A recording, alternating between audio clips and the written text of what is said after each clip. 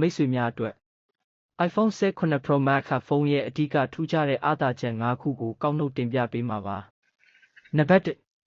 3မျိုးလုံး48ဖြစ်လာသည့် Camera System မွမ်းမံမှုနောက်ကျောကင်မရာ3လုံးစလုံး Main, Ultra Wide နှင့် Telephoto ကို48 Mp lens များဖြင့်အဆင့်မြင့်တင်ထားပြီး Optical Zoom အားပိုမိုကောင်းမွန်အောင်ပြုလုပ်ထားပါသည်။ Selfie ကင်မရာကိုလည်း24ဖီအထိတိုးမြင့်ထားပါတယ်။နံပါတ်2 A19 Pro chipset နှင့်စွမ်းဆောင်ရည်မြင့် Vapor Chamber Cooling အသစ်ထွက်3နည်းပညာသုံး A19 Pro chip ကြောင့် CPU GPU စွမ်းဆောင်ရည်ပိုမိုမြန်ဆန်လာရုံမကဖုန်းပူတက်ခြင်းကိုလျှော့ချပေးနိုင်သည့် Vapor Chamber Cooling System AAP စနစ်ပါဝင်လာ၍ Gaming နှင့် Video Editing များတွင်စွမ်းဆောင်ရည်ငြိမ်ဝပ်စွာအသုံးပြုနိုင်ပါသည်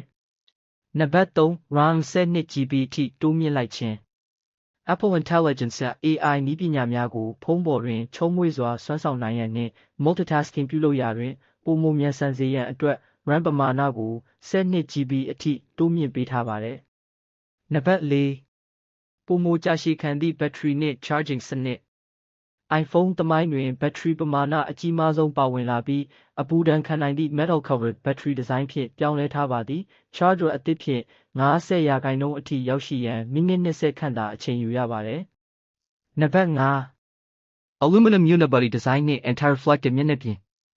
ကိုယ်ထည်ကိုပိုမိုပေါ့ပါးပြီးအပူဆုပ်ယူမှုကောင်းသည့် Aluminum Unibody အဖြစ်ပြောင်းလဲထားပါသည်။မျက်နှာပြင်တွင် Scratch Resistance 3ဆပိုမိုကောင်းမွန်သည့် Ceramic Shield 2နှင့်အလင်းပြန်ခြင်းကိုလျှော့ချပေးမည့် Anti-Reflective Coating ပါဝင်လာတာပါ။ဒီလိုစိတ်ဝင်စားဖွယ်ကောင်းတဲ့ content အခါအားလျော်စွာတင်ပြသွားအောင်မှာမို့ Like and Follow နှိပ်ပေးပါလို့တောင်းဆိုပါရစေ။နောက်မှာပြန်တွေ့ကြမယ်။